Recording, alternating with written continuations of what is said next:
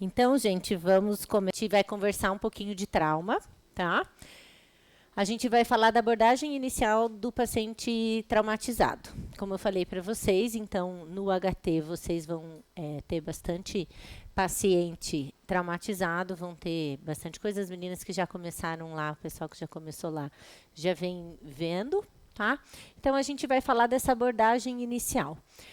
Para a gente poder falar da abordagem inicial, o paciente com trauma, ele inicia fora do hospital, aonde ele sofreu o acidente. Então, a gente precisa entender toda essa parte pré-hospitalar do hospital, como foi esse atendimento, como foi esse acidente, qual a cinemática do trauma. Tudo isso é muito envolvido. Não simplesmente receber o paciente na UTI, onde ele já passou por tudo isso. Então, ter o entendimento de todo esse processo, da história do paciente, é de extrema importância. Então, quando esse paciente chegar no hospital, o pessoal do pré-hospitalar, do resgate, via de regra aqui em Curitiba, é o CIAT. Então, eles vão trazer informações para a gente. Eles vão trazer informações a respeito da gravidade do acidente, se teve óbito no local, se tinha muito sangue. Então, essas coisas, via de regra, estão escritas de alguma maneira no prontuário. E nem sempre essa informação é repassada e muitas vezes a gente perde isso. Então, não adianta só olhar para aquele doente que está na UTI e tratar o que a gente tem ali. Voltem tudo. Voltem para o momento do mecanismo de trauma, quando que foi, que horas que foi o acidente, que horas ele chegou no PS, que horas ele chegou na UTI, porque isso faz toda a diferença. É uma coisa um doente que sofreu um acidente e que em 4, 5 horas ele está dentro da terapia intensiva. E é outra coisa o doente ter ficado 3 dias esperando uma vaga de UTI porque não tinha. Então, a gente ainda vive essa realidade de ter pacientes que, infelizmente, ainda ficam fora da UTI, entubados, aguardando. Hoje diminuiu bastante com o aumento das unidades que a gente tem lá. Antes a gente tinha 10 leitos, hoje a gente tem 40. Tá? Mas ainda assim a gente tem uma demanda alta. Então, entender esse cenário do pré-hospitalar, e claro, do pré-hospitalar, né, a segurança sempre é em primeiro lugar, depois você vai começar a prestar todo esse atendimento. Isso é super importante. A gente também, às vezes, está numa estrada, está em algum lugar, você vê um acidente, às vezes a gente quer ajudar, quer se prontificar em alguma coisa. Então, a segurança sempre vem em primeiro lugar. A gente não pode se expor a um risco pelo paciente. E, infelizmente, a gente já recebeu, em algumas oportunidades, pessoas vítimas de atropelamento na BR porque pararam para ajudar em um acidente. Então, isso é uma questão bastante séria também. Então, essa avaliação e atendimento inicial, né, essa ligação entre pré-hospitalar e hospitalar é importante. No pré-hospitalar é uma avaliação muito mais dinâmica. E o transporte rápido para um centro de trauma especializado é o mais importante. Existia uma controvérsia, digamos assim, opiniões um pouco diferentes da sociedade europeia e da sociedade americana em relação ao transporte rápido ou fazer medidas no local. Tá? Então, hoje, sim, as duas trabalham da mesma maneira, né? A americana já vinha com isso, com a TLS, mas de que o paciente dele deve ser transportado o mais rápido possível. E procedimentos no local, eles não devem atrasar esse transporte. Então, claro, agora vai ter que entubar o paciente, também isso vai ter que ser feito, controle de uma hemorragia externa, né? A imobilização, mas o transporte rápido e contato com a fase hospitalar. Isso é um dos grandes problemas que a gente ainda enfrenta, né, aqui no país, que muitas vezes não é passado adequado e que o hospital não consegue se preparar de maneira adequada. Ou, às vezes, eles avisam, mas a sala de emergência está com 2, 3 pacientes entubados esperando vaga. Então, esse também é um cenário que dificulta algumas coisas. Tá? Então, o ideal é que quando a gente sabe que a gente vai receber, que tem um comunicado adequado da gravidade do doente, de um provável TCE ou hemorragia, que a sala de emergência esteja sempre preparada, equipe multidisciplinar tem que estar a postos, né? Laboratório, agência transfusional, centro cirúrgico, radiologia, vai fazer o exame primário, o ABCDE, reanimar funções que sejam, neste momento, exame secundário e os cuidados definitivos. Então, a gente vai dissecar aí um pouquinho de tudo isso. Então, ainda em relação ao transporte, é bastante importante que ele seja feito de maneira rápida. E o que vem crescendo bastante é o transporte aéreo. No HT, a gente tem ele ponto. Ele vai passar agora por uma reforma para que ele possa receber aeronaves de porte maior. Tá? Então, isso ajudou muito, fez com que muitos pacientes, por exemplo, de BR, com acidentes um pouco mais distantes, conseguissem chegar muito mais rápido e que com certeza fez a diferença em eles poderem ter um atendimento e uma sobrevida aí melhor. E o que a gente gostaria era essa sala de emergência linda, impecável, maravilhosa, sem nenhum doente entubado ali esperando vaga de UTI, né? E que todo mundo, né, esteja ali a postos para poder atender o paciente.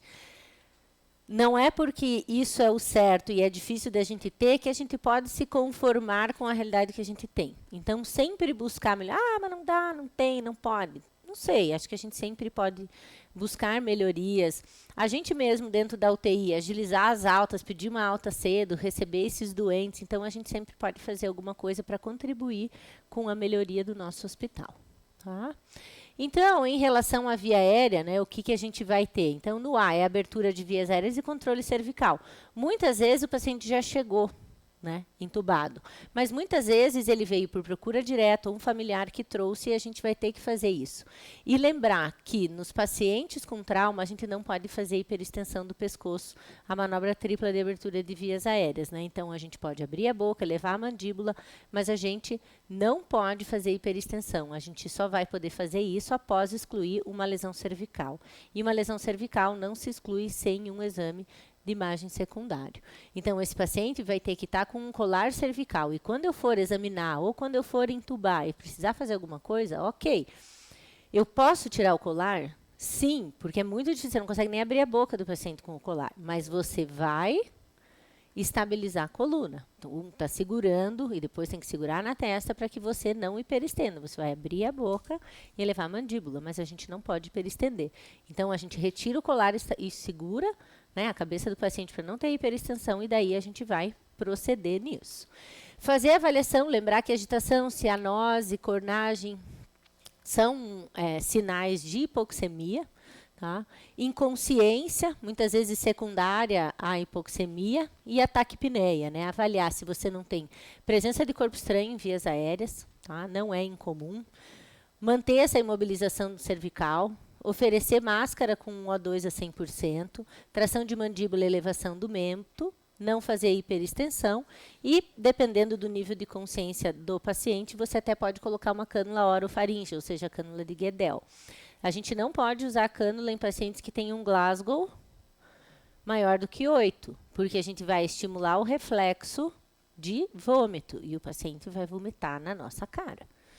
Tá? E ele vai broncoaspirar. Então, cuidado com isso. Tem orofaríngea, tem nasofaríngea, mas a gente só deve usar esse tipo de cânula com paciente com Glasgow menor ou igual a 8 para fazer abertura de vias aéreas. E a gente vai fazer essa avaliação de necessidade de via aérea definitiva. Se o paciente não mantém a patência das vias aéreas, ele não tem a habilidade de proteger, ou porque ele tem um edema, ou porque ele tem um ferimento, ou porque ele tem um Glasgow menor do que 9, né? Ele não consegue tossir, né? Ele não tem uma oxigenação adequada, ele está taquipneico, ele tem uma contusão pulmonar, pode ter um pneumo hipertensivo, não sei, mas que eu não cheguei no B. Agora, se você tem esses critérios no A, é indicativo de intubação imediata, tá? E quando a gente fala de vias aéreas, se é uma coisa que a gente deve respeitar, é a via aérea do paciente. Não se aventurem, nunca. A via aérea é muito... A gente precisa avaliar de maneira adequada para que a gente não subestime e a gente saiba avaliar se ela é uma via aérea fácil, difícil, posicionar adequado, chamar ajuda e conhecer todos os dispositivos. Não é um problema pedir ajuda. Pelo contrário, é um sinal que você sabe reconhecer uma via aérea difícil ou até a nossa experiência. E, às vezes, por mais experiência que a gente tenha, quando a gente vê uma via aérea difícil, a gente chama por ajuda. Dou N mil exemplos, se vocês quiserem, durante todos esses anos, quantas vezes eu falei, chama anestesista. Eles arregalam, eu falei, meu Deus, chama anestesista. Eu falei, corra. Né? Então, por quê? Não dá para ficar dando bobeira. Né? O paciente já se estubou várias vezes, já tem relato de via aérea difícil, você vai lá para quê? Tudo bem, você vai posicionar o doente, vai oxigenar enquanto isso, mas não precisa o doente passar apuro e a gente. Né? Teve há um tempo atrás aí, um doente com uma fratura de face complexa, toda a mandíbula, tudo. Ele não tinha sido entubado, ficou vomitando sangue, aquele edema foi piorando, aquele negócio foi ficando. Quando eu cheguei de manhã, não, o cara estava desse tamanho, vomitando sangue, coberta no chão, porque tinha acabado de vomitar. Falei, bem, a gente vai ter que entubar para proteger a via aérea. Mas você está dentro de um hospital que você tem todo o suporte, a primeira coisa, eu falei, gente, chama a cirurgia geral, chama o anestésio, a gente vai posicionando, né? Não é uma emergência, mas as pessoas têm que estar aqui, porque se precisar de outra coisa, tá a postos. A gente deixou até material de crico, porque tem uma caixinha ali para ter. No fim, a gente montou um monte de coisa, foi tudo muito rápido. Quando eu fiz a laringoscopia, tinha uma avenida. Se jogasse de longe, o YouTube entrava, daí todo mundo. Deu. Deles. Tá, deu. Tchau, pessoal, obrigado. Veja, mas não dá. O que era estimado para aquilo? Uma via aérea difícil, com múltiplas fraturas de face, o paciente fazendo choque hemorrágico, vomitando sangue. Não subestime. O melhor é você dizer obrigado pela colaboração, mas deu tudo certo. Agora, não ficar lá tentando uma vez, duas, três, o paciente para, faz hipóxia. E a responsabilidade é nossa. Então, não é feio pedir ajuda, e sim saber reconhecer. Então, para isso, no ATLS, tem um algoritmo para predizer a via aérea difícil, que tem esse mnemônico aqui, que a gente vai ver quais são os preditores, né? Se você olhar que é uma via aérea fácil, tudo bem, você vai entubar, você pode fazer, né, a pressão de cricoide não para diminuir broncoaspiração, mas sim para melhorar a visualização, e sempre ter também plano B, né? Você tem que ter tubo, tem que ter máscara laríngea, tem que ter fio guia, tem que ter bunge, tem que conhecer quais são os teus outros dispositivos também. Agora, se aqui você já reconhece que é difícil, veja, aqui que é a primeira coisa. Chame ajuda. Primeira coisa, é difícil, chame ajuda. Fala, não diz para você fazer nada. Né? Então, quais são os preditores aí? Né? O que é o Lemon? Né? A gente vai olhar, avaliar. Ó, o paciente tem trauma de face? Foi o que eu vi. Tem trauma de face, chame. E a gente vai preparando as coisas, mas tem que chamar.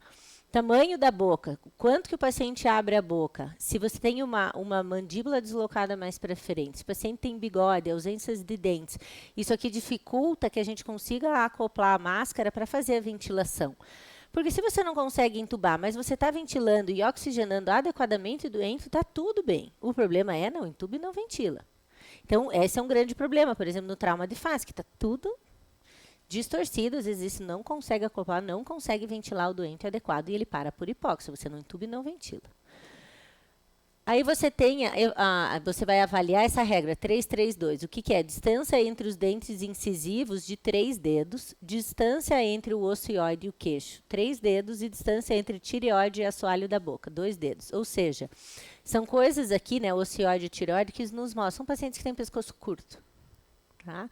Paciente obeso. Então, tudo isso é sinal de dificuldade. A gente vai ver, então, malampate, se o paciente tem obstrução e se o paciente não pode mobilizar o pescoço, tá? Então, malampate, adoro, né? Ótimo quando a gente vê, mas e se você está aqui? Muitas vezes a gente não vai conseguir avaliar isso daqui. Então, se você não consegue avaliar, é melhor a gente acreditar que você tem uma via aérea difícil e chamar ajuda do que a gente ficar esperando, tá, dar errado. Então, a intubação, tudo bem, você vai entubar, você pode fazer etomidato, pode fazer bloqueador neuromuscular, morfina, fentanil para analgesia. Tudo bem, o etomidato ali é uma medicação bastante usada até pela questão de instabilidade hemodinâmica. O paciente pode ter choque. O propofol ele é um inotrópico negativo, o paciente já está hipovolêmico, se bota na pressão positiva, a chance de você ter uma parada é grande. Pode usar midazolam? Pode. A gente pode usar outras drogas? Pode, mas a gente precisa conhecer os efeitos de cada uma dessas drogas. Tá? Agora, se eu não consigo entubar, que outros dispositivos a gente tem? Então, conhecer isso e saber se no lugar que a gente está tem e aonde está. Na UTI que vocês foram, aonde está o carrinho de emergência? Qual é o desfibrilador que tem? Você conhece aquela marca? Você sabe como é que liga, como é que choca, como é que carrega as pás? Você está habituado àquele modelo? Porque a gente sabe mexer, mas muitas vezes você vai pedir para alguém, às vezes aquela pessoa também não sabe. Tem máscara laríngea? Então, olhem para isso. Não só na UTI, o lugar que vocês trabalham, enfim. É muito importante que a gente saiba, porque às vezes você pede, está alguém que, às vezes é novo no setor. Ah, enfermeiro conheceu hoje, ele não sabe. Aí você diz, eu sei, está lá. Então, conheçam o ambiente onde vocês estão. Tá? Esse aqui é um Combitubo, que saiu bastante aí de todos os algoritmos, mas que era uma inserção às cegas e que ou ventila ou ele entra no esôfago ou na traqueia, né, e você vai fazer a ventilação, mas vejam, ele é bastante robusto, então muito disso foi substituído pelo tubo laríngeo, que também vai fazer essa ventilação. A máscara laríngea salvadora, né, gente? É difícil que a gente não consiga acoplar e ventilar salvo o doente e a gente, você fica, ventilou. Né? Então, chamar ajuda, conhecer vídeo laringo, mas fio guia, bugie, então, são dispositivos que nos ajudam. Senão, às vezes, você pede um dispositivo, a pessoa não conhece, não sabe o que é. Né? Ter uma caixinha onde estão esses dispositivos também é sempre importante e a gente saber e ter esses planos na nossa cabeça. Então, a gente falou do início aí da via aérea. No B, a gente vai olhar a respiração e ventilação. É importante fazer a inspeção da parede torácica, tá? Porque às vezes quando você olha para o doente, você já está vendo uma ventilação assimétrica. Você já vê, às vezes, um tórax instável, você já vê que um lado está mais distendido, hiperinsuflado, e não mexe, provavelmente aquele paciente tem um pneumotórax hipertensivo. Então, olhar com atenção aquela expansibilidade parece bobo, mas ficar olhando em vez de fazer assim, observe, dá uma observada rápida. E a gente treina o olho para olhar várias coisas ao mesmo tempo. Tá? E aí, claro, a gente vai olhar se ele não tem desvio de traqueia, fazer essa inspeção. Palpação e percussão, né, é bastante importante aí a percussão para um pneumo hipertensivo ou para um hemotórax maciço. Lembrando que o diagnóstico de pneumotórax hipertensivo ele é clínico. Né? Ele não é com raio-x. Percussão, aboliu a ausculta e você vê muito assim. O tórax do paciente está assim. Né? Parece que ele está torto na maca. Não, ele tem muito mais área e balançou o mediastino. E esses aqui são os diagnósticos que a gente faz, que a gente tem que tratar imediatamente. A gente para o ABCDE para tratar naquele momento, porque eles ameaçam a vida imediatamente. Tem pneumotórax hipertensivo, o que a gente faz? Oi? Toracocentese, aonde? Aonde? Sim, mudou. Não é mais, né? O ATLS ele mudou a sua atualização aí de 2018. Não é mais no segundo espaço clavicular, na linha hemiclavicular, borda qual? A borda não mudou, né? Porque o feixe vascular nervoso continua no mesmo lugar. Borda superior da costela inferior, porque o feixe vascular nervoso passa na parte inferior da costela. Tá? Então, eles colocam que agora no quinto espaço e é ali que depois você já vai fazer a drenagem de tórax. Tá? Mas pode fazer ali a percussão. Às vezes você vai ver, faz assim, psh, e o dente melhora na hora, você respira junto. Então, às vezes, você não tem alguém que drena ou não sabe drenar, você pode colocar um equipo ali e pega um copinho desse aqui ó, de água e coloca o equipo dentro e faz um selo d'água. Rapidinho. Só colocar e daí até que alguém drene e fica tranquilo, porque senão você fica fechando e abrindo, fechando e abrindo. Então também é um jeito super fácil e rápido, ou até com aqueles frasquinhos de Europein. Joga o equipo ali e você faz um selo d'água, tá? Então, isso precisa ser feito. O hemotórax maciço, pelo mesmo motivo, porque ele faz um balanço de mediastino e faz o choque, além do choque hemorrágico, né? Pneumotórax aberto. O que é um pneumotórax aberto? Uma ferida que tenha mais de 2/3 do diâmetro da traqueia. Por quê? Quando eu inspirar, eu vou inspirar por essa ferida e vou aumentando o pneumotórax. E aí, ela vai ser, que é o que a gente chama de ferida soprosa. E qual é o tratamento? Curativo de 3 pontos, porque quando você inspira, ele colaba. Quando você expira, o ar sai pelaquele lado que não está fechado, porque se você fechar, você mata o doente com pneumo hipertensivo. O doente morre. Não pode ocluir. E lesão traqueal e brônquica alta, né? Essas lesões aqui, elas basicamente têm uma letalidade muito alta, inclusive é uma grande causa de mortalidade no pré-hospitalar, né? Uma lesão de traqueia. Às vezes tem que ser uma lesão menor para o paciente ter conseguido chegar ao hospital. São lesões extremamente graves. A gente já viu algumas lá no HT, mas são lesões bem graves, certo? Opa. Por que... Tá, enfim. Lembrem que a gente colocou ali todas as lesões de trauma de tórax que a gente deve tratar no A. A gente tem outras lesões, pneumotórax simples, hemotórax simples, fratura de arcos costais, tórax instável, contusão pulmonar. E às vezes você já até diagnosticou isso naquele momento, porque você viu no doente, mas nada disso aqui você vai fazer intervenção naquele momento. Nada. Tá? Tudo isso aqui vai ser quando você terminar. Aí você viu lá, o paciente tinha uma insuficiência respiratória, você entubou, no B você viu que tinha pneumo hipertensivo, fez a descompressão. No C, o paciente, 2 acessos venosos calibrosos, e lembre que agora cada vez mais está diminuindo o volume que a gente deve fazer de soro para o paciente. Deve coletar tipagem, prova cruzada, beta sindicado, isso aqui a gente esquece bastante. Tá? Coletar gasometria e lactato, se possível. E hemorragia é uma causa prevenível de óbito, é uma das grandes lesões que a gente pode atuar para mudar o destino do doente. Tá? E você vai ver a cor da pele, o pulso, e isso aqui é importante, estimar a perda sanguínea. E se sangramento externo, a gente vai comprimir e colocar torniquete, que volta para lesões em membros superiores, tá? Em lesões com sangramento grande. Tá? E lembrar que tórax, abdômen, retroperitônio, pelve e ossos longos podem sangrar muito, eventualmente até uma volemia. Estimar a perda volêmica. Quanto sangra uma fratura de fêmur exposta? Em torno de 1.500. Chega o motoqueiro, que é raro, eles nunca se acidentam, aí ele chega lá, o cara tem uns 20 anos, fratura de fêmur exposta bilateral, porque quando ele é lançado da moto, ele bate as duas pernas no guidão e bate o períneo no tanque. Né? Daí faz aquele hematoma tradicional da bolsa escrotal e aqui. E o cara tem 20 anos, ele está lá pleno. E você passa, todo mundo passa, ninguém dá bola para ele. O cara está chocado. Ele perdeu 3 litros. Ele perdeu 35, 40% da volemia. Não precisa de sangue, tranquilo. Então, a gente tem que estimar. Fratura de úmero chega a sangrar 750. Perna, 1.000. Então, ele tem bilateral aqui, mais uma perna, mas aqui, se você soma isso, dá 5 litros, facinho. Então, olhar para isso é muito importante, porque assim a gente vai poder saber. Outra coisa, se alguém do pré-hospitalar disse que tem muito sangue, é porque tem muito sangue.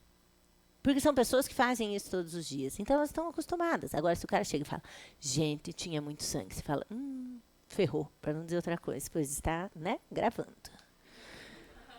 O albocate, E o torniquete para lesões, tá? Que tem lesões de artéria, isso voltou até 40 a 45 minutos. Lembrar de isquemia de reperfusão, de rabdomiólise e tudo isso.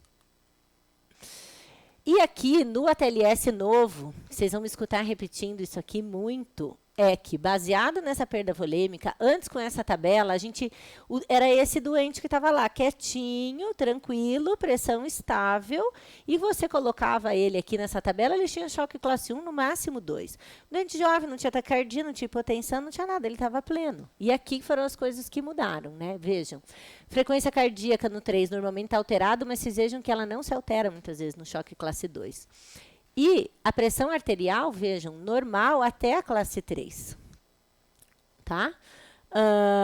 Frequência respiratória, muitas vezes também, normal aqui. Pega um doente jovem, ele vai ficar pleno. Débito urinário, não deu nem para começar a ver, gente? O paciente chegou. Então, isso aqui é uma coisa que é mais precoce, é difícil. O Glasgow, às vezes confunde, estão etilizados, drogaditos, e assim vai. E antes, você indicava sangue no 3 e no 4. Hoje já no 2, no 3 sempre, e no 4 você vai pensar que provavelmente você vai precisar protocolo de transfusão maciça. Que a definição são 10 concentrados em 24 horas. Só que daí você só vai descobrir isso depois de 24 horas. Então, há crescentes literaturas colocando de mais de 4 concentrados na primeira hora. Que muita coisa de trabalho de trauma é tudo retroativo. Então, tem algumas definições que ganharam essa, que são consagradas, mas muito porque esses trabalhos são todos muito retroativos, é mais complicado e você tem menos trabalhos prospectivos e randomizados em trauma. E entrou o Base Access. Isso aqui entrou em 2018, nessa atualização. Tem grandes trabalhos em relação a isso. e já desde a década de 80, na verdade, mas que nos anos 2000 ganhou muito isso, que é a alteração do base excess. Mais negativo do que menos 10 é um ótimo preditor de necessidade de transfusão maciça. Assim como é um bom preditor para a gente acompanhar a recuperação do paciente. É claro que o BIC, o lactato, tudo é importante, mas isso aqui é muito fácil, muito rápido com a gasometria e muda rápido. O lactato ele demora um pouco mais para mudar. Então, isso aqui é mandatório olhar no doente com trauma. Neurológico. Glasgow e pupilas. E lembrem que a gente pontua sempre a melhor resposta. Atentar-se para a piora neurológica, que é isso aqui que muitas vezes a gente perde. O doente que fica lá no cantinho, ou ele foi para a UTI para monitorar o nível de consciência. Daí ele chega, daí ele está agitado.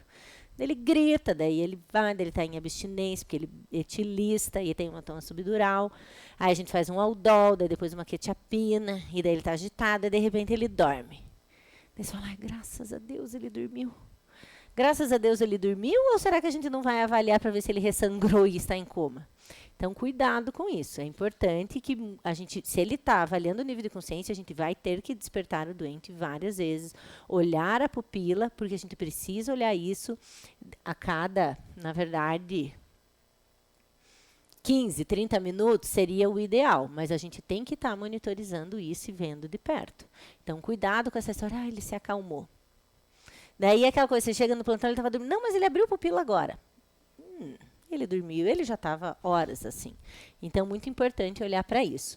E claro que esses aqui são fatores, né, confundidores com hipoglicemia, drogas, álcool e hipóxia, enorme. Tá? Então, são confundidores de tudo. Então, estar reavaliando o doente é muito importante. E avaliar também aqui, né, na parte neurológica, se você tiver, né, uma lesão medular, esse nível medular. Em 2018, também houve uma publicação com uma atualização da escala de coma de Glasgow, né? E aonde aqui a gente coloca algumas coisas onde eles pontuam também quais são os locais para estimulação da dor. Não é no externo, não é torcendo o mamilo, enfim. Essas técnicas alternativas, não. Então, quais são os lugares? Leitum, guial, trapézio e supraorbitário. São os locais que mais estimulam dor do paciente, tá? Então, é importante que a gente olhe para isso, que a gente estimule, que a gente pontue, lembrando que a gente vai pontuar a melhor resposta. E nessa publicação, aqui a gente manteve, né, tudo igual, e podemos ter Glasgow 1. Antes, se alguém falasse Glasgow menor do que 3, era bastante estranho, mas agora, vejam, a avaliação pupilar. Porque só o Glasgow, uma coisa é você ter um paciente com Glasgow 8, mas ter um doente com Glasgow 10 anisocórico é muito ruim. Então, a gente sempre olhou isso. O Glasgow é tanto pupilas assim, assim, assado. Mas isso, de alguma maneira, não era pontuado na escala. E hoje isso é pontuado, né? Então, se o paciente está com as pupilas normais, é 0. E se ele tem uma anisocoria, você vai tirar 1 ponto. Ou se ele está sem resposta bilateral, 2 pontos. E daí o paciente que está em coma, não tem resposta verbal, não tem resposta motora, não abre o olho e tem pupila midriática, por exemplo, bilateral, ele é um Glasgow 1. Certo? E no E, a exposição do paciente.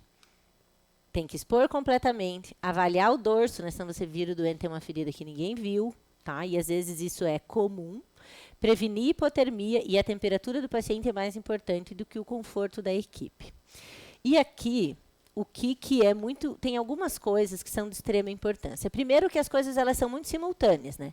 O doente chega...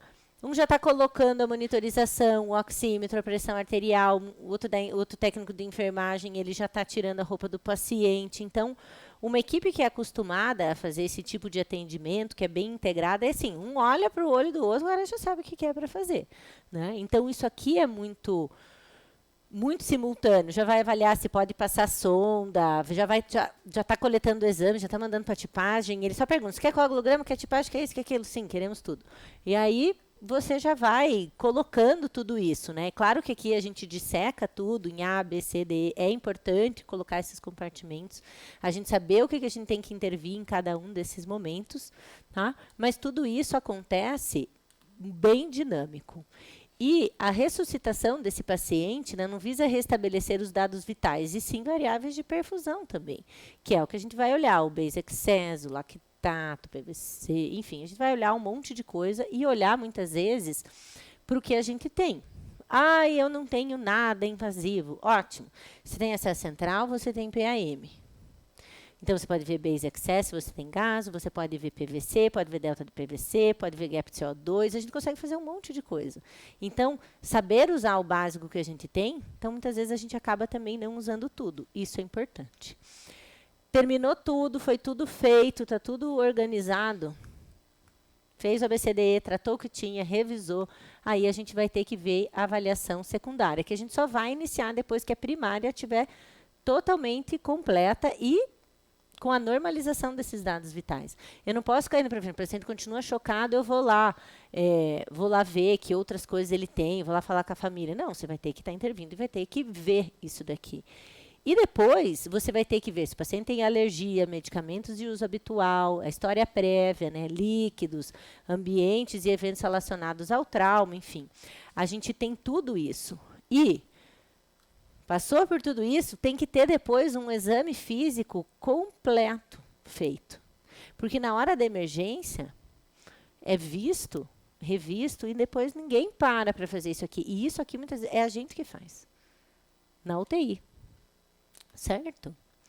E avaliar a necessidade de transferência para um centro especializado se a gente não estiver num centro. Então, o trabalho em equipe, documentar o atendimento, isso aqui, gente. Você pode fazer tudo, ter feito tudo certo para o doente. O homem da capa preta quer saber o que você escreveu. Família, tudo. Então, assim, vejam, porque estava muito agitado. Tudo bem, estava muito agitado. Mas depois que o agito terminou, sentem e escrevam tudo. Paciente tal, trazido pelo pré-hospitalar, relato de óbito no local, com muito sangue, foi feito isso. Muitas vezes esse paciente morre muito rápido, né? Passa por uma cirurgia de grande porte, chega na UTI e morre em 3, 4 horas. Então, a gente tem que documentar, tem que sentar, tem que escrever. Se tiver família, liga para a família, tire seus minutos, conversem com eles. Tratem as famílias como vocês gostariam de ser tratados. O paciente que sofre um trauma, ele saiu de casa muitas vezes para trabalhar e ele foi sugado, né? E daí você às vezes chama ele no hospital para dizer que ele está em morte encefálica. Ou você chama para dizer que morreu. E eles nunca olharam para a tua cara, eles não escolheram para você ser o médico, muito menos o hospital onde foi parar e você está lá. E você quer que eles confiem em você. Plenamente e cegamente. Então, é importante que a gente explique e converse. Consentimento para os tratamentos, se possível. É claro que tudo que é feito de emergência não vai ser colocado, porque se justifica de ser feito visto a iminência do óbito. E guardar evidências de crimes. Projéteis, roupas, drogas, armas. Sim, no HT temos vários elementos desses. Então, às vezes, isso fica lá no centro cirúrgico, mas depois alguém chega lá na UTI, guardou um projétil, isso é evidência de crime, isso vai para a polícia, porque cada arma tem a sua impressão digital, vai para a investigação, enfim. Não é nosso, não dá para ficar de lembrança, precisa entregar. Isso. Outra coisa que eu queria colocar aqui, que é muito importante, que é assim... Quando a gente olha e fala ABCD, atendimento inicial, eu falo assim, meu Deus, o que ela está falando do ABCD inicial se ela não faz PS, ela fica na UTI? Vejam, primeiro que a gente atende trauma, se a gente não entender um pouco de trauma, não souber como funciona, não entender um pouco de técnica cirúrgica, as coisas, esqueçam, anatomia, não vai dar certo. Você não vai conseguir ver, pensar nas complicações e tudo, biomecânica do trauma. E outra coisa, quantos doentes chegam, por exemplo, no hospital em choque hemorrágico, baleado no abdômen, chocado. O cara chega ali, eles entubam, passa e vai para o centro cirúrgico. Do centro cirúrgico ele vai para onde? Para a UTI. Quem é que fez o D e o E? Ninguém. E chega na UTI, vocês lembraram? Quantos de vocês lembram que daí, nossa, ele parou no C, vamos para o D e o E? E eu estou falando do exame primário. Que dirá tratar o D, o E, fazer o exame de novo, conversar com a família, tirar as histórias e fazer tudo. Então, a gente está, sim, integrado com isso. Então, lembrem que muitas vezes é isso. E daí o cara levou vários tiros na barriga. Nossa, daí ele estava chocado, ficou com peritoneostomia, se fizeram uma ressuscitação maravilhosa. O base excess era menos 25, no outro dia era menos 5. O paciente estava ótimo, fechou a barriga, estubou, desligou a sedação e não mexe as pernas. Porque ele tinha uma lesão de coluna do FAF, que ninguém viu. É difícil acontecer? Não é? E nem estou falando de fraturinhas de dedos menores que passam. Né? Então, assim, às vezes lesões graves passam porque o doente é muito grave. E ele parou lá. A gente até lá tem um exemplo. Não que aconteceu de não ter visto a lesão de coluna, mas a gente tem lá um baleado de abdômen. E que ele foi para o centro cirúrgico grave, ele foi para a UTI. Mas em alguma, a gente tem que ver o D, a gente tem que ver o E, a gente tem que registrar, a gente tem que dar continuidade nisso. Porque o cara chega morrendo e vai para o CC. Daí, às vezes, a gente não sabe. O cara levou um monte de tiro, caiu e bateu a cabeça. Ninguém examinou depois a cabeça, tinha lá um hematoma e o cara não fez hematoma de crânio. Daí ele abre a pupila. Porque ele não chegou no D. Daí ia para fazer esse exame, fazer o exame físico completo. Então, olhem muito para isso. E muitas das vezes, sim, é extremamente corrido, tem um monte de trauma chegando ao mesmo tempo. Então, independente de ser trauma ou não, quando vocês receberem um doente, refaçam tudo. E alguém vai ter te passado a história clínica dele. Passe uma borracha nisso, guarde aquilo por uns minutos. E façam a de vocês. Se o doente está acordado, converse com o doente. Se você tem a família, chame a família. E faça você o teu raciocínio. Senão o doente chega, é uma pancreatite, é alcoólica, bebe pra caramba, bebum, tá em abstinência. Ele ganhou carimbão. E assim ele vai. E a gente acaba, muitas vezes, você vai lá conversar com o doente, ele estava quitérico, daí ele vê assim, não, eu trabalho reciclando lixo. Era uma lepto. Vou dar um exemplo. O cara estava confuso por edema cerebral. Entendeu? Então, a gente ir lá, pegue seus 5 minutos e vistam nisso no doente, porque depois vocês vão estar todo dia com o doente na UTI. Mas quando vocês pegarem os doentes, invistam nisso. Olhem tudo, examinem, façam as hipóteses de vocês. Pensem em vocês. Depois você compara com o que foi passado com você, com os exames laboratoriais, pensa nas coisas. O doente está instabilizando, você vai tratar essas instabilidades, claro, naquele momento. Mas você precisa tirar um tempinho para você pensar. Não, acho que é isso mesmo. Tá, e agora daqui para frente, o que pode dar errado? Tem uma anastomose, ele pode fistulizar, ele tem uma fratura de perna, pode ter rabdomiólise, vou pedir uma CPK, vou fazer isso. E o resto você tem que ter uns minutinhos para você raciocinar. Porque daí todo dia você vai estar vendo aquele doente, às vezes no outro dia ele começa, edema de perna, não, você pensa, putz, acho que é aquilo. Porque daí você tá com o caso do doente. Então, olhem muito para isso, foquem no que vocês também avaliam e não comprem sempre a história. Pode ser seu melhor amigo, a melhor pessoa do mundo. A gente erra. A gente come bola, às vezes não deu atenção para alguma coisa, passou muito rápido. Então, isso pode acontecer com todo mundo. Então, sempre se atentem e refaçam esses exames e lembrem dessa questão do trauma, que muitas vezes é a gente na UTI que termina, inclusive, o exame primário. Certo? Era isso por hoje.